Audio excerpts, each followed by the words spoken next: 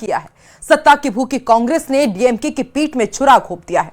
कांग्रेस की पहचान आज एक परजीवी पार्टी बन गई है। इसलिए ही कहते हैं ऐसा कोई सगा नहीं जिसे कांग्रेस ने ठगा नहीं। देखिए ये रिपोर्ट।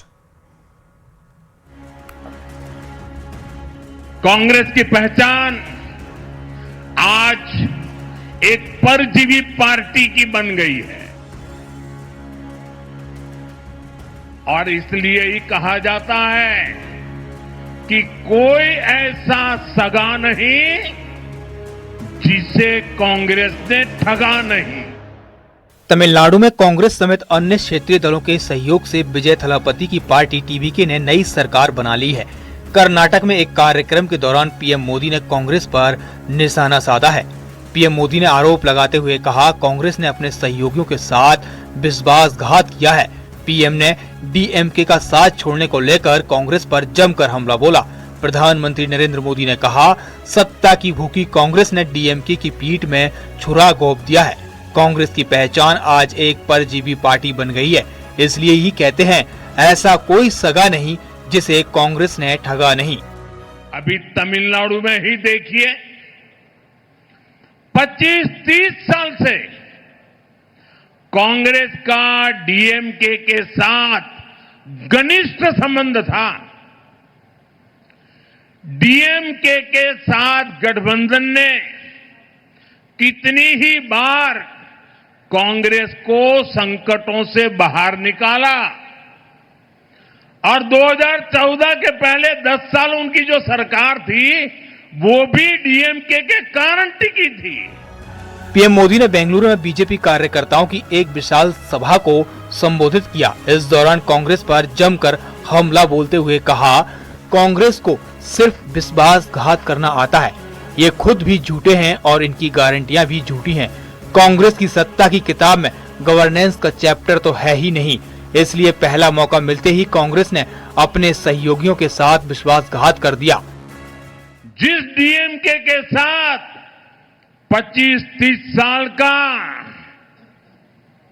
जीने मरने का नाता था, हर पल जो डीएमके कांग्रेस की भलाई के लिए काम करती थी, लेकिन जैसे ही सत्ता का खेल कहीं और मुड़ गया तो सत्ता के लालच में सत्ता भूखी कांग्रेस ने पहला मौका मिलते ही डीएमके की पीठ में छुरा भोंक दिया। कर्नाटक में भी पिछले 3 साल से हम यही देख रहे हैं। जनता की समस्या सुलझाने की बजाय यहाँ की सरकार का ज्यादातर समय आपस के झगड़े सुलझाने में लग रहा है। ये तय नहीं हो पा रहा है कि ये मुख्यमंत्री कितने दिन तक रहेंगे। ये तय नहीं हो पाता है कि दूसरे को मौका मिलेगा या नहीं। Bureau report, news 18।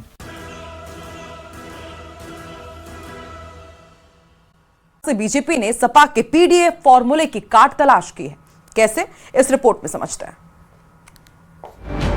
मैं भूपेंद्र सिंह ईश्वर की शपथ लेता हूँ। मैं विधि द्वारा भारत के संविधान के प्रति सच्ची श्रद्धा और निष्ठा रखूंगा। योगी सरकार के कैबिनेट का विस्तार हो गया है।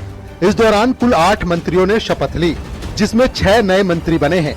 वहीं 2 मंत्रियों का प्रमोशन किया गया है। सबसे पहले भूपेंद्र चौधरी ने शपथ ली। इसके बाद समाजवादी पार्टी के बागी विधायक मनोज पांडे ने शपथ ली। 2 कैबिनेट मंत्री, 4 राज्य मंत्री और 2 स्वतंत्र प्रभार मंत्री बनाए गए हैं।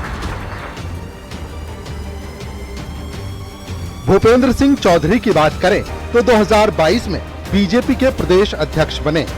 2019 में कैबिनेट मंत्री पंचायती राज बने। 2016 में यूपी विधान परिषद के सदस्य बने। भूपेंद्र चौधरी जाट समाज से आते हैं। यूपी के मुरादाबाद के रहने वाले हैं। बीजेपी ने एसपी के बागी विधायक मनोज पांडे पर भी बड़ा दांव खेला है। मनोज पांडे यूपी में ब्राह्मण चेहरा हैं। रायबरेली की ऊंचाहार सीट से विधायक हैं। ऊंचाहार सीट से 3 बार विधायक रह चुके हैं। एसपी सरकार में मंत्री भी रह चुके हैं। पीडीए की काट के लिए बीजेपी ने दलित और ओबीसी समीकरण को साधने की कोशिश की है। हंसराज विश्वकर्मा 2023 में विधान परिषद के सदस्य चुने गए। ओबीसी समाज का बड़ा चेहरा हैं। राम मंदिर आंदोलन का हिस्सा थे। 37 सालों से राजनीति में सक्रिय हैं। राज्य मंत्री बनाए गए सुरेंद्र दिलेर बीजेपी के दलित युवा नेताओं में शामिल हैं। 2024 में खैर विधानसभा से विधायक बने। 2010 से 21 तक बूथ मैनेजमेंट का काम किया। हाथरस लोकसभा सीट पर बूथ मैनेज किया। हाथरस से पूर्व बीजेपी सांसद राजवीर सिंह दिलेर के बेटे हैं। कैबिनेट विस्तार में बीजेपी ने महिला प्रतिनिधित्व का भी ख्याल रखा है। कृष्णा पासवान खागा विधानसभा सीट से बीजेपी की विधायक हैं। फतेहपुर में प्रमुख दलित नेताओं में से एक हैं। खागा से 4 बार विधायक रह चुकी हैं। यूपी बीजेपी का विश्वसनीय महिला चेहरा हैं।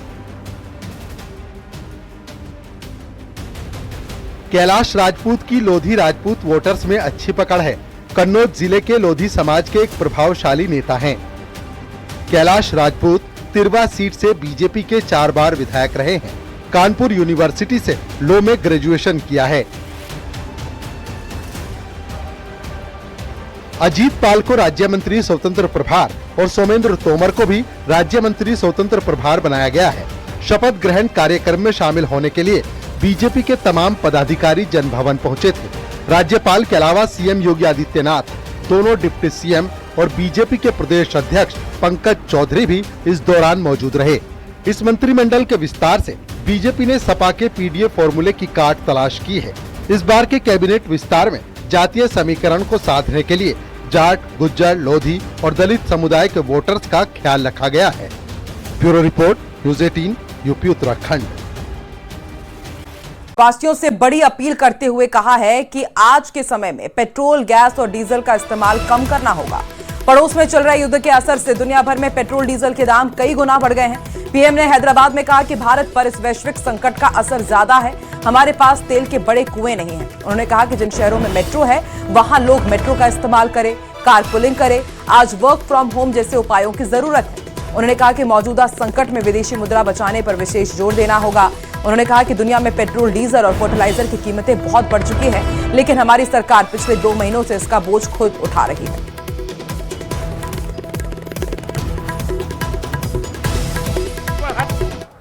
आज जो संकट है उसमें हमें विदेशी मुद्रा बचाने पर भी बहुत जोर देना होगा, क्योंकि दुनिया में पेट्रोल, डीजल इतना ज्यादा महंगा हो गया है। पहले से कई गुना ज्यादा कीमतें बढ़ गई है। तो हम सबका दायित्व है कि पेट्रोल, डीजल की खरीद पर जो विदेशी मुद्रा खर्च होती है, पेट्रोल, डीजल बचाकर हमें वो मुद्रा भी बचानी है। इसके लिए हमारे छोटे छोटे प्रयास भी देश की बहुत मदद कर सकते हैं। जैसे आजकल जो विदेशों में शादियों का, विदेशों में घूमने का, विदेशों में वैकेशन पर जाने का मिडिल क्लास में कल्चर बढ़ता जा रहा है। हमें तय करना होगा कि जब ये संकट का काल है और हमारी देशभक्ति हमें ललकार रही है, तो कम से कम 1 साल के लिए हमें विदेशों में जाने की बातों को टालना चाहिए।